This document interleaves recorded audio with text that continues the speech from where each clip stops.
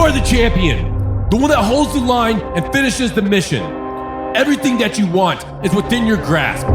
You wake up in the morning ready to dominate the day, and every step taken is with purpose and integrity. Because you were not put on this planet to live a mediocre existence.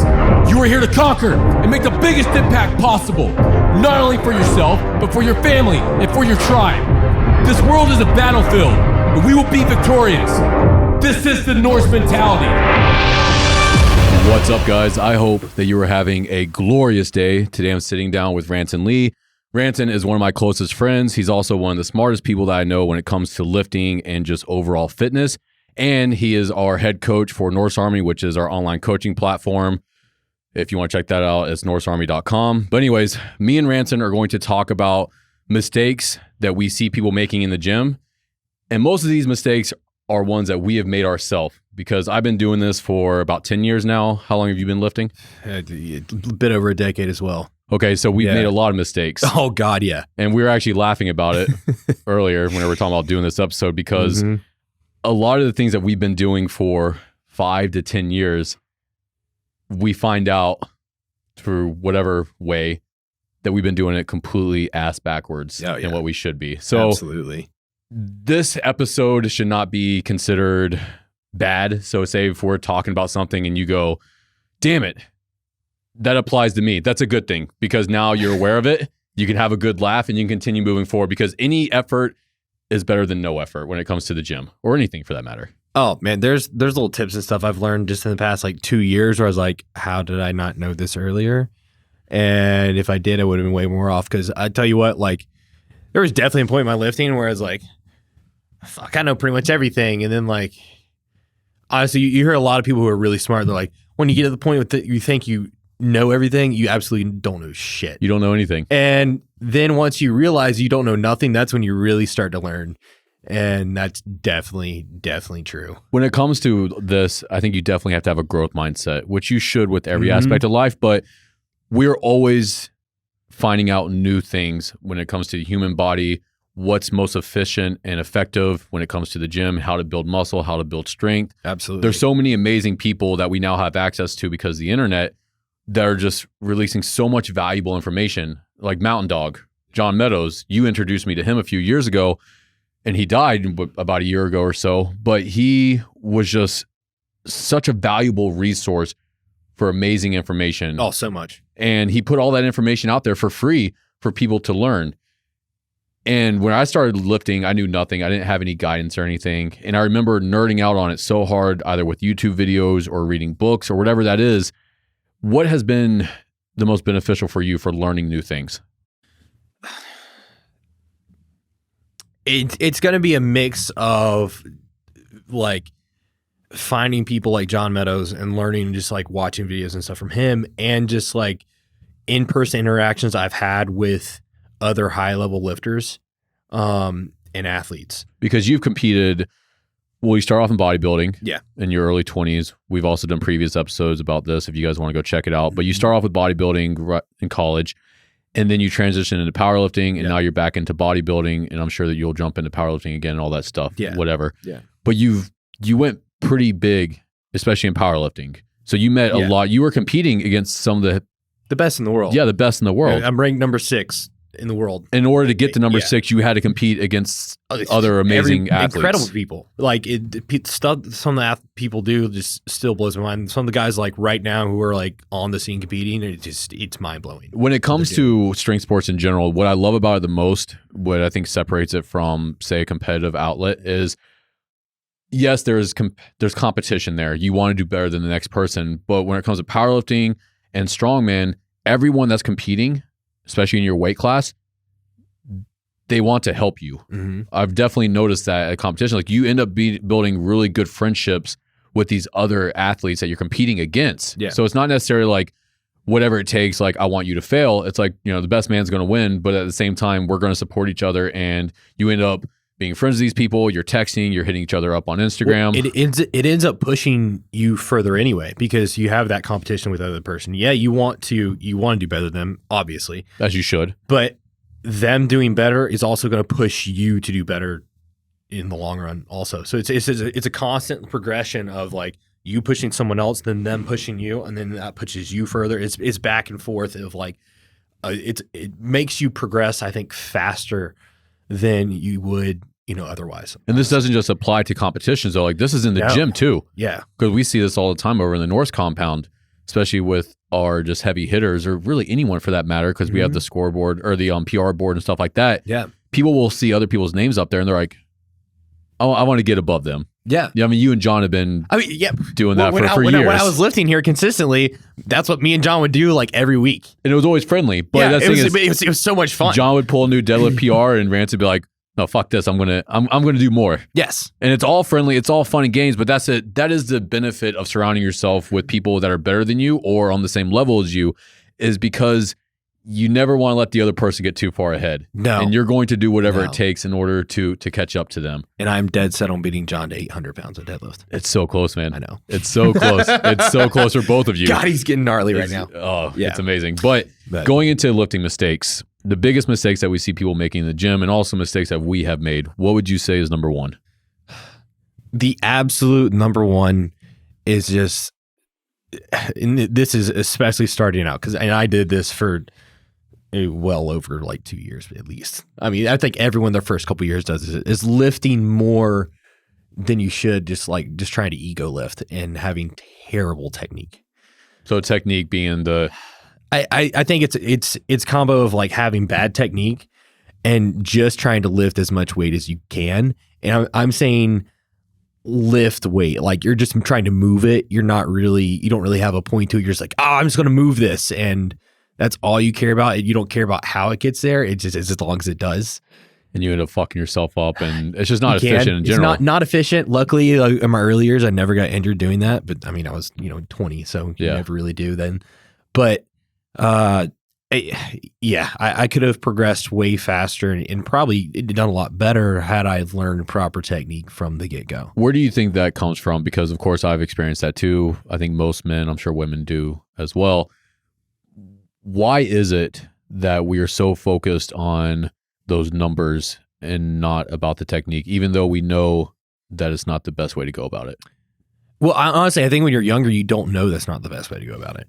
Yeah, you just know that you need to when you're just a young, get stronger. So young, how do you get stronger? You freaking do more. 20-year-old kid that just has pent-up aggression for no reason. Yeah, you just want to get in and move stuff, and like young guys we're just competitive for dumb anything dumb. We just want to be better than everybody. Yeah, like for no reason. So you'll go in the gym, you'll see somebody do that, like, oh, you'll just be sitting there. I think I can do that, and you'll just try and do it, and you might get close, you might do better, and then you have the attitude of like, oh, I can just fucking do it. And I think that's a big thing. You walk into a lot of gyms, and the normal everyday gym goer knows nothing about technique.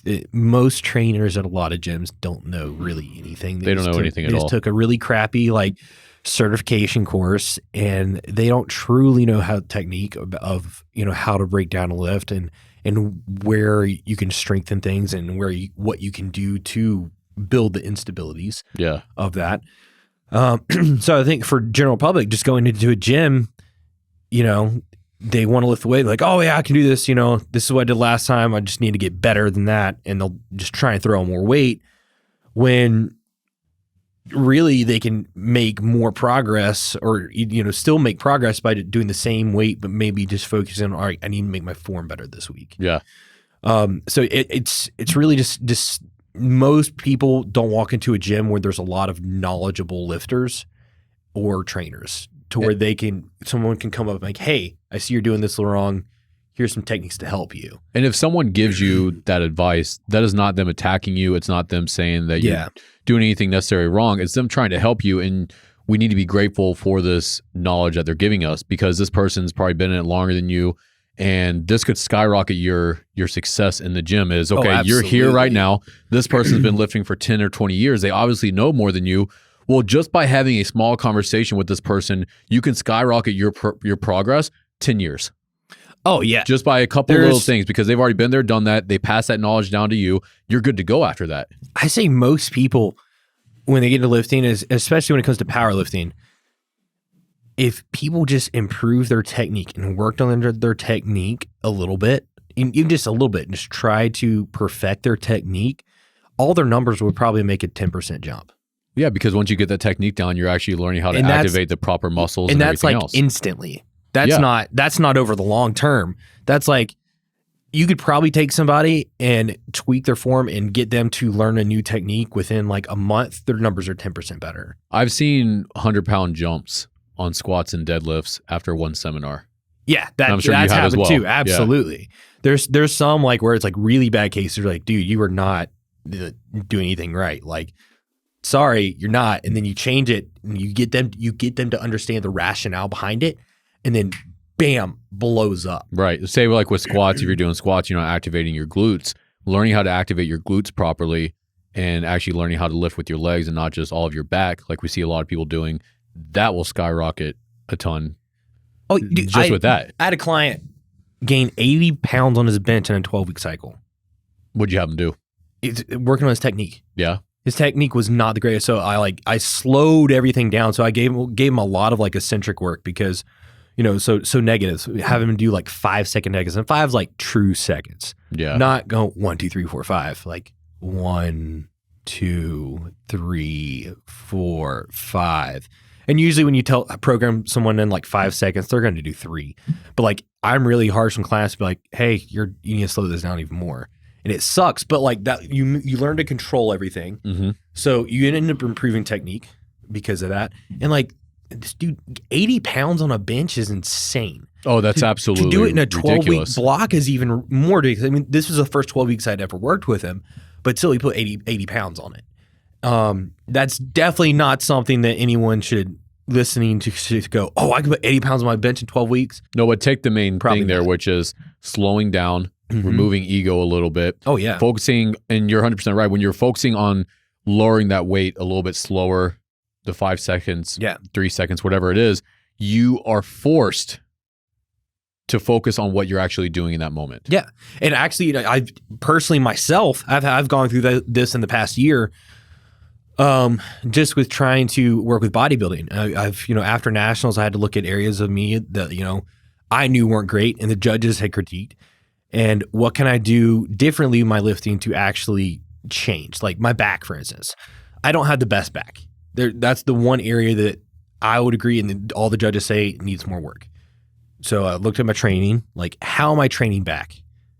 Like, and really a lot of the times I was just moving weight and not really controlling it, which I think for a lot of people is really easy to do with back, just like slinging around, especially with rows, just grab some fucking heavy dumbbells and Just row give them. it It's hell. fun. Yeah.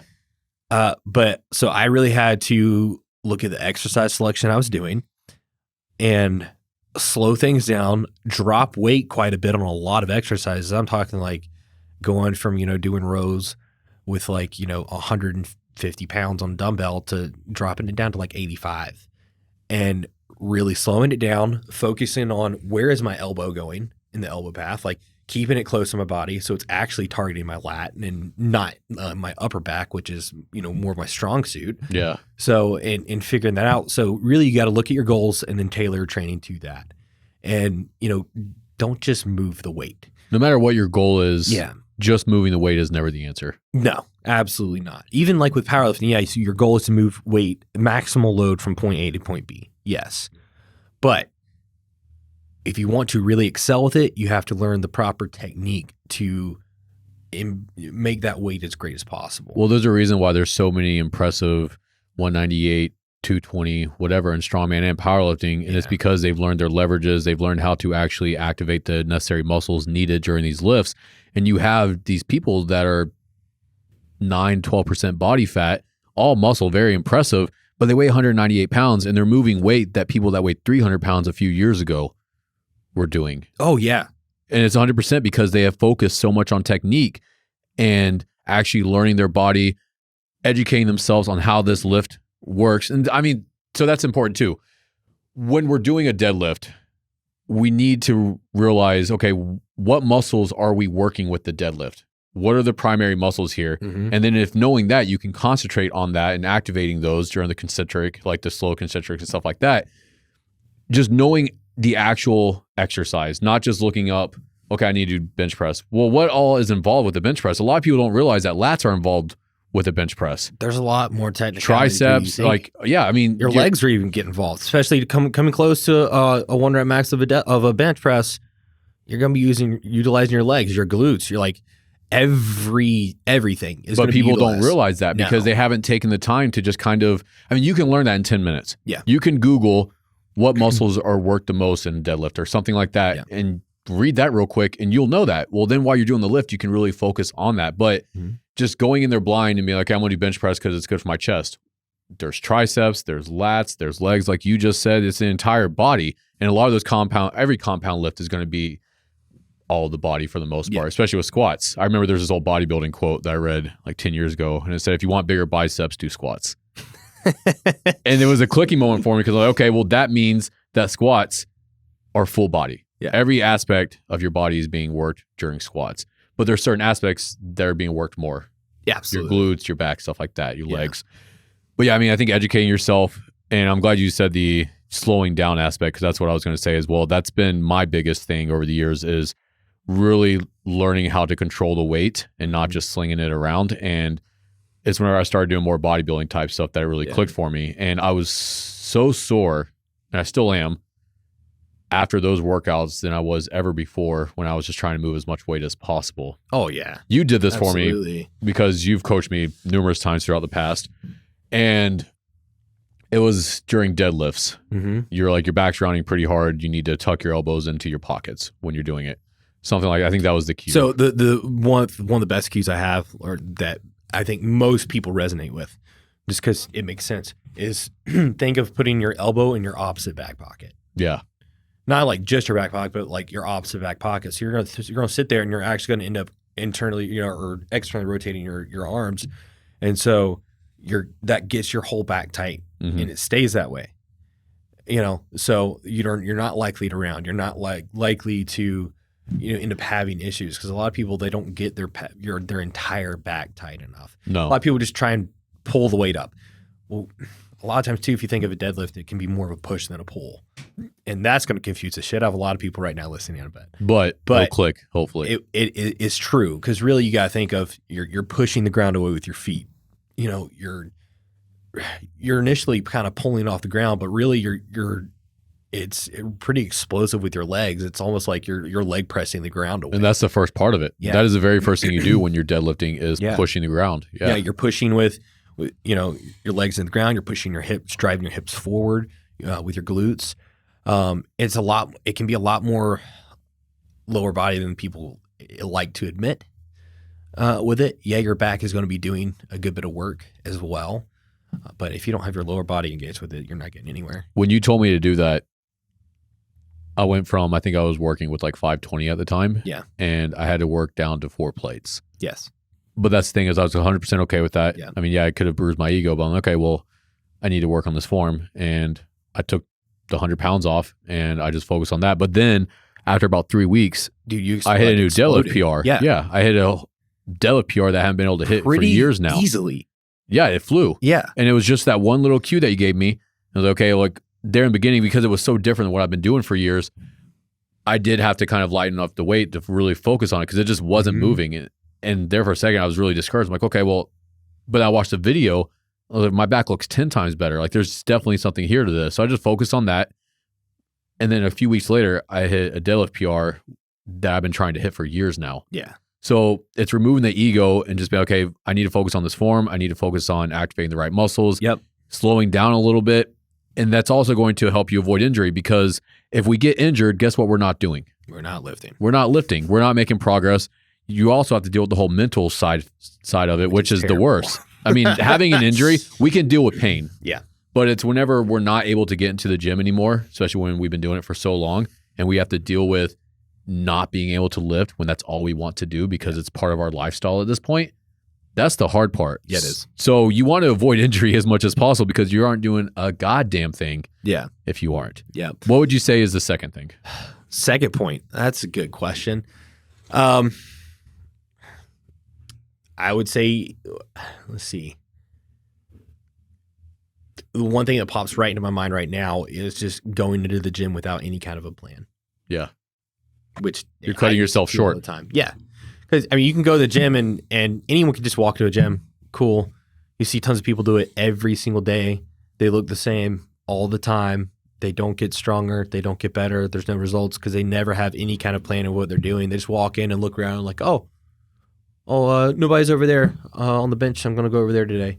I like how we justify it to ourselves because I'm guilty of that in the past as well. I've definitely been guilty of it when I first started. Yeah. But no, like once you now, actually get a good plan though, Yeah. and you do like a 12-week training cycle and you're like, oh no, I need a plan of attack every time I walk into this thing. First thing is, what goal do you want, when it comes to fitness? And then look up a workout. There's tons of programs on the internet that are free. There's, tons of information out there. You can purchase programs, you can hire a coach. But if you walk into the gym with a plan of, okay, first thing I'm doing is, say maybe I'm going to squat. And then after that, I'm going to do, XYZ accessory after that. Then you're going to go in there and you're going to execute. You're not going to, sit there and fuck around. You're going to sit there and you're literally going to just, what you have to do. You're going to execute and then you're going to get a lot better results. Those are always the people. You can tell who has a plan, who doesn't have a plan based off their focus during the workout. Yeah. If you go into the gym, you know exactly what you're doing. You walk in there with a game plan and you're dialed in during the workout and you're not fucking around. And also like your training intensity is so much more. Absolutely. And then the people that are playing on their phone for 10, 15 minutes and you can tell they're looking around trying to figure out what they're going to do next. There is no looking around for me. Besides like, hey, what's next? Well, I know that's there. Cool. I'm getting on it. Yeah. So having that plan is definitely, I think, the second most important as well. Oh yeah. And I even usually plan it down to where it's like, okay, here's my plan. And then if I have another exercise to do, I have it planned down to, where there could possibly be, an exercise I can switch out for that. Because where I train now, like there's some days I go in and like that machine or something's just taken. Someone's just sitting on it, like talking. It's like, all right, I can't do that. I had to switch out for something else. And then I already know what I'm going to switch it out for. Right. So even having like a slight backup to certain exercises that you might do. Which is also just a quick Google search if anyone's wondering, how do I think of a different alternative? Because that does happen if you're going to a commercial gym. Absolutely. Someone's going to be on the rack or the machine. Okay, cool. What else can I do? You just Google what is an alternative for this. Yep. And you'll have a bunch of different options there. Yeah. So that's definitely, I think, definitely number 2. So yeah, first, technique, biggest mistake, not in lifting the ego. Second, definitely going in without any kind of a plan. I would say third would be nutrition. Oof. And recovery. That's recovery. Okay. Actually, I wasn't thinking that way, but yes, that might even trump. I think that might be number one. Yeah. I mean, I would say technique because you want to avoid getting injured. Yeah. But at the same time, recovery and eating, if you're not recovering, you're going to get injured. Yeah. And I mean, but you're also not going to see the progress you want. I can admit that when I started, I didn't take that into enough of account. I just loved being in the gym and loved training. So I was in there like 6 or sometimes 7 days a week. I was not recovering like I should. And if we're not recovering, we're not getting stronger. We're not building muscle. Yeah. I mean, I love the gym. I love going and lifting. If I could go and lift every single day, I absolutely would. But I'm at the point now where I've definitely realized I can't do that if I want to make progress. Like I'm trying to back it down to 4 days a week lifting. Yeah. Because I know right now that's where I'm going to make the maximal progress because I can actually recover on my days off. We also have to look at the different aspects of our life. Yeah. So you have kids. Yep. You have a full-time job. You're also coaching for Norse Army, so that's a second job. Mm-hmm. And on top of that, you got your own personal training. Coaching. Right. Yeah. So you have pretty much 3 jobs there. Yeah. You have 3 kids. You're married, which comes with the whole thing as well. Like you have to show up for all these different roles in your life. Mm-hmm.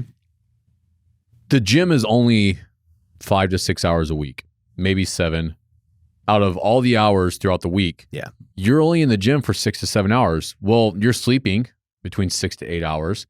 Hopefully, right? Hopefully, if you got your shit dialed in, right? That's the worst part for me too. So once again, these are mistakes that we make as well. Yep. Including me. I'm balls to the wall from the time I wake up till I go to bed, and I'm like, I'm only getting 6 hours tonight. That's just the unfortunate reality, and I know that it should be more. But the thing is, like, we should always be trying. We can't neglect that. And there's almost like a badge of honor that I see, especially with younger lifters or people that are just getting started, is they wear that badge of honor. It's like, well, I'm in the gym 7 days a week. Yep. Yeah. And I'm also staying up on my phone until midnight. And they've come in there like, I'm super tired and getting sleep last night. Why didn't you get any sleep? Man. It's like, I don't know. Dude, I've heard people in this gym all the time. I'm just so tired. Why? Well, I was up to this time. Well, what were you doing? Playing games? Knowing that, they don't have a job that keeps them up that late. No, they don't have kids. Yeah, they don't have kids. They have all this stuff, and it's like, okay, wow. Like when I've had, I'm trying to improve my sleep now. So I'm really glad you brought this like recovery and everything up because nutrition and sleep is a huge one that falls into the recovery zone. That's when muscle grows the most is while we're sleeping. God. It's So, not like, in the gym, guys. Like it's while we're recovering. So my self example, I have recently in the past like month, I've gone and gotten a sleep study test done. I haven't got the results yet, but I'm pretty sure I have sleep apnea. Just because I never usually feel rested during the day, no matter how much I sleep. Like I usually have to be in bed like 10 hours to actually wake up feeling amazing, and feeling good. And I've been the way for years, but it got really, really bad. Pretty much June through early October, when I was working third shift. And for anyone out there who's working an off shift job, especially a third shift, your sleep just sucks. It's never going to be right. I was sleeping just because of the kids and stuff, and especially when it weekends, when it comes to third shift, having to shift schedules all the time. So there'd be days I'd be up for like 22 hours straight, and then try and sleep like 2 or 3 hours, and then go to work. During the week, I was trying to go to bed at like 2 and wake up at 9, but that usually didn't happen. And then that's in the afternoon. Right. Yeah. So that screwed me all up. I was averaging for like 4.5 hours of sleep a night. But you also weren't seeing the progress you wanted. No, it wasn't bad the first like 2 months in the gym on third shift. Like it wasn't bad. Training was decent. There were some days that were actually really good. But then I started to notice a trend. Like it'd be less and less days, good days in the gym. And then it got down to where I had like 1 day a week where I had a really good day. And the rest were very, very mediocre. Yeah. And mentally, physically, everything. Like I had to drag myself in the gym. I don't know any other time where I've literally like had to talk myself into going to the gym. There were days I was just like, I'm not going today. I'm too tired. Yeah, that's and never happened me. Before. Yeah, that's not something I like. Nah, and, back to working back on a different shift now, and I'm getting 6 hours of sleep a night. Close to 7 some days, and I feel incredibly better. So. Sleep is something everyone needs to take very seriously. If you think you might have sleep apnea, if you're a bigger dude, go get a sleep study done. Get yourself a CPAP. You'll think yourself. What are some other tips that you would give to help people sleep better? Oh, well, there's a bunch. Some I've taken from you. Making sure that your room is as dark as possible. Andrew Huberman talks on this. Yeah. It's very known now that your sleep environment is extremely, extremely important. And I've since listened to some of this and put it into practice, completely agree. I don't have a TV in my room anymore. No, absolutely no TV. We used to. We used to have TVs in our room. I will never again have a TV in my bedroom, ever again. So there's no TV in there. I have blackout curtains, which I used to use mainly just when I sleep during the day, but I use them at night. I close those things at night too. I close those things completely at night. It is completely dark in there. There is no other lights. If you have like an alarm clock or something, I suggest that you even put like something over it to shadow it upside down. Yeah, so my alarm clock, shadow that light out. After 15 seconds, it goes blank. That's awesome. And then it's sound activated. Yeah. So I have to clap my hands or something. I see what time it is, and it goes blank again. You can get that on Amazon for like $20. Yeah. Any light, even the smallest little red or green light, can will offset your sleep. So it can. They have shown that studies. My fire alarm in the house, I went as far as to try to tape that up, and that light is so bright that I can't do it. But either way, I have tried. And then, my room's set up. Yeah. I have a bed. I have a nightstand with a lamp. Mm-hmm. And I have nothing else in my room. Yeah. There's nothing else, because what we want to do here is set the environment. Yes. Our room, whenever we walk into our room, we want that to be a mental trigger that the only thing I'm going to do in here is sleep and maybe some other activities, exactly. with the spouse. But either way, yeah. you want that. It's just like with work. Mm-hmm. I only work in certain areas because when I sit down to work, those are mental triggers. Yes. But having a TV in your room, there's no point in it. No. For one, you don't need to be watching a lot of TV. And for two, go to your fucking living room and watch it. Plus, it's out there now. Being in front of a screen, within an hour of bed is gonna drastically affect your sleep. 60 and 90 minutes, you need to be dimming all lights. We have this thing, and honestly, I was kind of doing this, but I've gotten a lot better about it because of Felicia. But about 90 minutes to 2 hours before bed, it's nothing but candles in my house. We have 12 candles lit at all times. but it has helped me fall asleep so Relaxes much quicker. You. Yeah. It relaxes you so much. Like, because I even noticed this with Fiona. There'd be like times where our daughter Fiona, she fights sleep like crazy. She hates trying to go to sleep, so we have to like fight her to go to sleep half the time.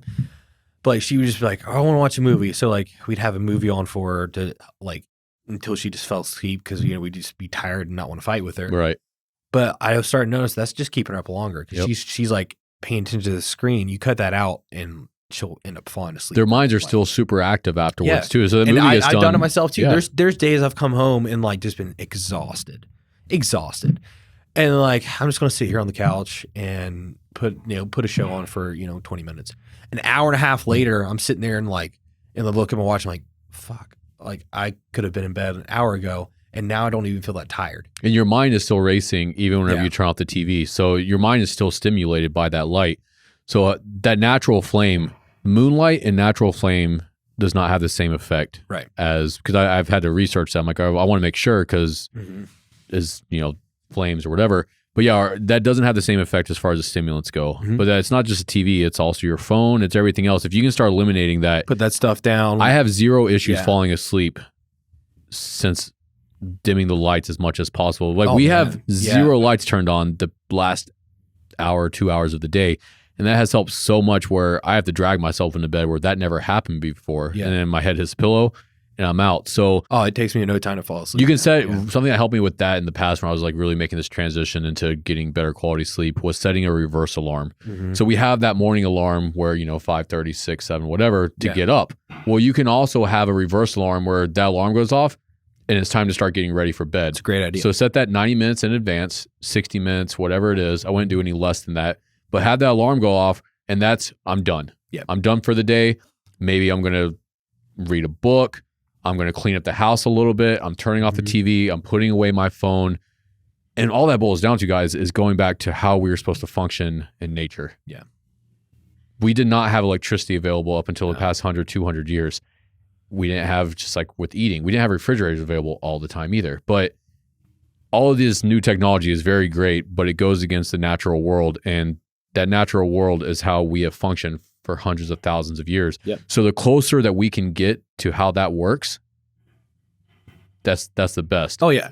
And technology is great. It's necessary for everyday lives now. But, Control take some it. time, take some time away from it. Not only will you sleep better at night when you just say, all right, I'm putting my phone down 30 minutes before bed and not even looking at it at all. But you'll just like mentally you'll be better. You set me onto that actually, because earlier this year I took like a break from Instagram for over a month, and game changer. You get to the point where you don't give a shit about it anymore. It's just, it doesn't have control over you. And that's, why would we want anything to have control over us? Why would we want anything in the outside environment to control us at all? But we are. We are constantly controlled by everything outside of us. So the more control you can take of that, that's just going to carry over to every aspect of your life. Your training, your nutrition, your sleep, how you show up as a father or as a partner, how you show up for work. The more control that you have over yourself and not letting other things do that for you, you're just going to function better. You're going to perform better in every aspect of life. Yeah. Also, nasal strips. I know that we both use those. Taping your mouth. They have mouth tape. I know some people who can do that. I rip the shit. I can't do mouth tape. I rip it off at some point during my sleep. I've thought I wish I could try it, but my nose is just so blocked up and messed up anyway. They're like, I can. Most of the time, I'm only breathing out of one like nostril. That's how I am too. And it's very limited. Like I need to go see an ENT and get my nose looked at and fixed. Probably. I've been looking at it as well. But if you're someone who has no nose issues, I've actually heard tape your mouth up and do nasal breathing at night can help you sleep better. Yeah, because it sends your body out of fight or flight. Yeah. When we're breathing in and out of our mouth, that's how, if we were in nature, that's the only time that we would breathe in and out of our mouth naturally is if we're in danger. Yeah. So people that just mouth breathers, which is most of the population now, their body is always in fight or flight. And that's why they're so high strung all the time. Breathing in and out through your nose resets the nervous system. It calms you down. Well, that's the state that you want to be in while you're sleeping. Yeah. So yeah, the more that you can breathe in and out through your nose while you're sleeping, like I said, I'm sure I breathe out of my mouth because I've done the mouth tape. I just rip it off apparently. I always wake up and it's not there. I'm like, son of a bitch. What are you doing, Andy? But yeah, so No lights in your room. No lights. Make it where all you're doing in there is sleeping and, Yeah. that So type your body of stuff. knows that. Also, room temperature. Mine's set at 68. I would keep like it mine colder, colder but- than that at night. Absolutely. So like our house, like I don't have it above 67. Like there's some nights where I'll have it set at like 68, but honestly, like right now we turn like the AC and heat's turned off, so it gets down probably like by the morning it's like 64 in the house. When I'm home 63. alone, the heat is off. Yeah. Entirely. Yeah, I don't have the heat on right now. It's too warm. No. But like it gets down to like 63 in the house at night, like by the morning. And you sleep But great. you sleep better. It's also well documented. You sleep better in a colder environment. So keep your room cold, keep it dark, and make your room exclusively for sleep. Something that has helped me tremendously. The reason that I couldn't sleep in the past, and I'm sure most people are the same, is your mind's racing as soon as you lay down. I've been going on evening walks. I'll get in about 5,000 steps at night. This is a new nightly ritual over the past year. And while I'm walking, I'm just processing all my thoughts. Yeah. When I lay down, there's nothing else in there. If you aren't able to walk, or maybe you don't want to walk, or whatever that is, you can journal. Mm-hmm. Just take out a piece of paper, just write whatever's on your mind, get that out of your mind and onto the paper. That works too. Yeah. Talk, instead of being on your phone, talk to your partner. If you Yeah, have just do roommates, that. talk to your Yeah. roommates. That's going to help you get those thoughts out as well, because when we're laying down, we have nothing else to do and our mind just starts racing. Mhm. Well, we need to process those thoughts. We have not taken the time throughout the day to slow down and process what's going on. Yeah. That's the whole reason they're there. So walking, talking to someone, journaling, Absolutely. whatever you need to do to process those thoughts. That way, when you lay down, also planning your next day, Mm-hmm. that has been an absolute game changer for me. I always recommend that, especially with anyone that has a Norse planner. Fill out your day the night before. That way, when you go to bed, you're not sitting and thinking about everything you need to get done. Yep. You already know. Then when you wake up, you're ready to rock You're and good. roll as soon as your feet hit the floor. Yeah. But yeah, so dialing in your sleep technique, Yep. make sure you're focusing on your lifting technique. So when it comes to recovery, because that's kind of what this kicked off the whole sleep thing. Yeah. Nutrition. Yes. That is another huge thing everyone just completely disregards. Once again, Not even you're completely eating. disregards, but a lot of people are uneducated about. You're eating all day, Mhm. every day. You're only in the gym 5 to 6 hours a week. Yeah. The gym is not the most important aspect. No. I wish it was. That would be absolutely It amazing. would be the best thing ever. It would be the best because Yeah. you go in, you have a great workout, and it's like, Yeah. okay, cool, I'm done. I don't have to sleep. I don't have to eat. But that's not the reality of it because it's such a small percentage of your time. So sleep, extremely important. Eating, unfortunately, is extremely important as well. Yes. And most people think they might be eating right, and they're not. Or, a lot of people just have zero clue. They don't know where to start. They don't know I think that's most people. anything. There's today's society, unfortunately, people just not making their own food. It's, ordering off DoorDash, or Uber Eats just from a restaurant somewhere or a fast food place, anywhere instead of, making your own food. Our and education making the effort systems to do also that. failed us on this. We're not taught how to properly eat in school. Mhm. I mean, when we were growing up, it was that food pyramid that has came out that was just complete garbage. Yeah. And it was created by corporations in order to make more money. Yeah. So our school system has failed us. And then once people get out of school, a lot of people just stop learning. Yeah. Which that is their biggest downfall. Learning should never stop. Until you die, you need to be learning new things. Mhm. But then also we're overwhelmed with information. There's all these different diets. No one knows Different what's fat best. diets and everything. Yeah. But when it comes down to it, at least this is my standpoint, see what you think as well. Yeah. Just eat as basic and natural as possible. Chicken, beef, meats. One of the best things I've ever heard. I forgot who I heard this, but they were a registered dietitian, of some sort. And I think there was maybe had been someone who lifted, but I don't know if they were anyone who was like bodybuilder or powerlifter. I honestly don't remember. But one of their best things I ever heard was shop the outsides of the grocery store. Yes, I've heard the same thing, and it's a game changer. Mhm. Nothing on the inside aisles is good for you. Most. Yeah. Yeah. I mean, Little rice and stuff is usually on the You're going inside. to find some Yeah. commodities like that in there. But for the most part, shop the outside of the store. What's on the outside of the store? Your produce. Yep. You get potatoes, all your vegetables, Your meat. eggs, Yeah. cheese, it's all there. Everything you truly, really need is through the outside of the store. And those are all natural things. Yeah. The stuff on the inside, you're getting a lot of processed crap. Yeah, it's going to have multiple ingredients. It's Yeah. packaged. It comes in a Yeah. box, all of this different stuff. I think the thing most people need to focus on when it comes to food is just eat as much protein as you can through the day. It's not going to affect you in a bad way at all. Well, there's that too. There's all this different shit saying that too much protein is going to harm you, which I 100% agree. It's bullshit. It's your body pushes it out. Yeah. When you shit. Excrete. Yeah, exactly. Through your piss. So like it's not, it's not going to harm you. Yeah. So eat as much protein as you can. Try and keep it lean. But if you're eating, just straight like steaks and chicken and fish, there's no way you're going to get really like too much fat, quite honestly. But also your body metabolizes that fat. Yeah, it'd be very hard. Like now, if you're going into the store and you're buying like 70-30 ground beef, okay, yeah, that's a bad choice. That's a bad choice. But like if you're going in, you're buying steaks. If you're buying, 90-10 beef, you're buying chicken, you're buying fish. You're not going to get. You're going to have to probably add in some extra fats to be able to have enough fat. Well, there's also that whole misconception when it comes to nutrition is we think as a society that all fat is bad, when in all reality, those fats are crucial. I mean, fat supports hormone production. Yeah. That's huge. It's very huge. For men and women both. It also helps with cognitive function. Exactly. So your brain thrives off of it.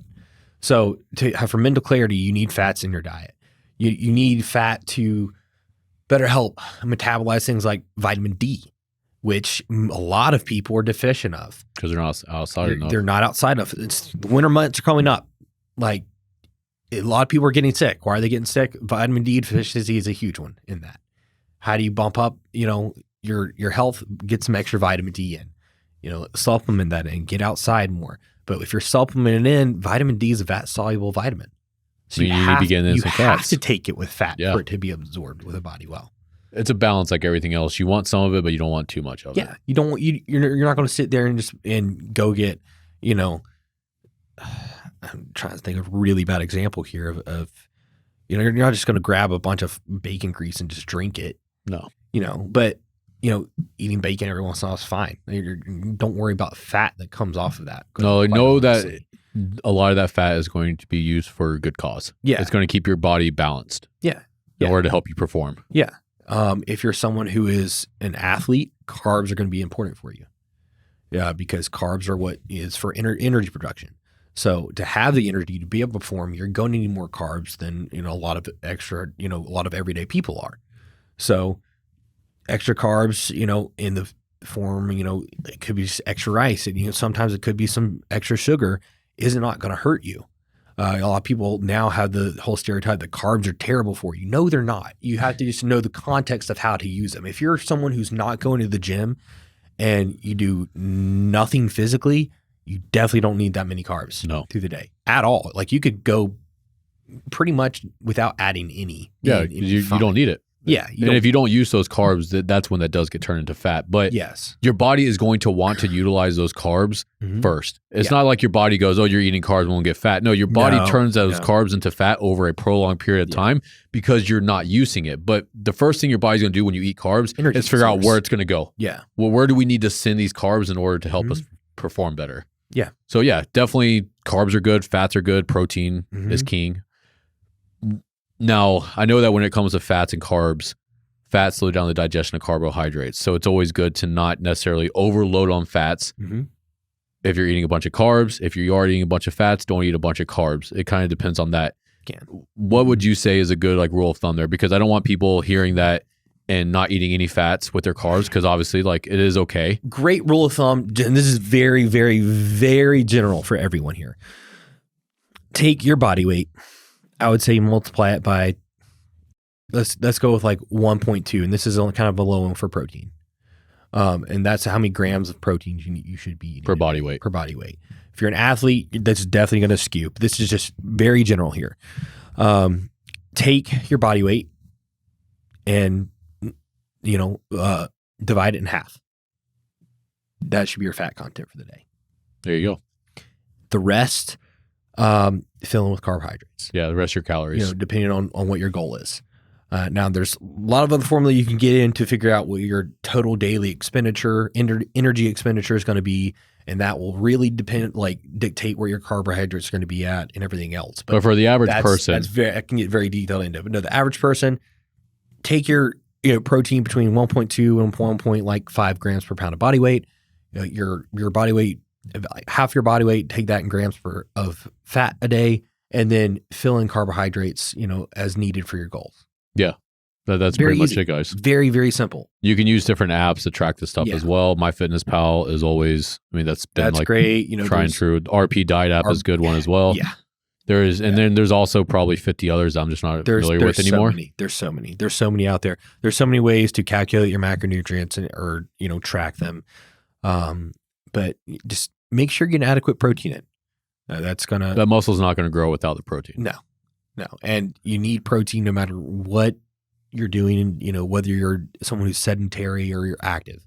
You still need protein. You very much need it. For one, if you're looking to start your fitness journey and you've never really been in the gym before, eat more protein. Even if you're not exercising, eating more protein will allow you to burn more body fat because your body works harder to break down protein than it does anything else. Which is just calories being used in order to burn that stuff. Yeah. So there's a thermic effect of protein, especially food in general, but there's a thermic effect of protein diet. So you can eat a lot higher protein and burn, fat without having to, necessarily kill yourself in the gym. It's going to start working. So if you're someone who's never gone to the gym and you just change your diet to a very high protein diet and back everything else off, you're going to see some droppage of your body fat and body composition change. Right.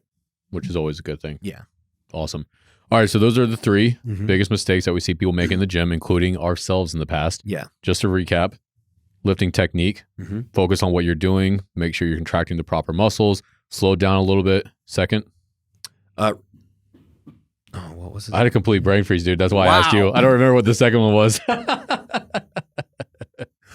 Not having a plan. Not having a plan. We right. both just blanked Making out. sure that you have a plan of attack. Have a plan of attack. That way when you go in the gym, you know exactly what you're doing. There's no room for error there. You go in, you execute. And that way, you're able to perform better. You're able to make progress exactly how you need. Right. And then third, recovery. And like everything else, this does not just apply to the gym. No. We need to make sure that we are focused on the task at hand, either if we're at work, if we're with our family, whatever it is. If we are going to work every day, we need to have a plan of attack. What needs to get done in order to make this the best day possible? What do we need to do to go into the gym to make sure that we have the most efficient workout possible that applies to work or that applies to your life and for the gym? Exactly. And then recovery. You're not going to be able to show up to be the best partner, to be the best dad, to get the most victories as possible, to stack a bunch of damn cash, get jacked and juicy, all this stuff if you're not recovering, if you're not eating properly. Yeah. So this doesn't just apply to the gym. This applies to every aspect of life. Absolutely. And, we have things for all of that here at Norse. Yeah, we do. So if you are interested in online coaching, like I said, Ranson here is our main coach for that. We have 3 different workout options available for you. They're updated every week with different routine. We also have a chat where you can upload your videos. We can critique that. You can also send us a private message. If you want to learn more about Norse Army, go to norsearmy.com. Thank you for listening to another episode of the Norse Mentality. This podcast is a byproduct of Norse Fitness. We make clothing, fitness accessories, supplements, and other tools to help you reach your true potential. You can check it out at norsefitness.co. And if you found this episode beneficial, please share it with a friend. That way we can continue to make a bigger impact and change the world. Thank you for your support, and we'll talk to you soon.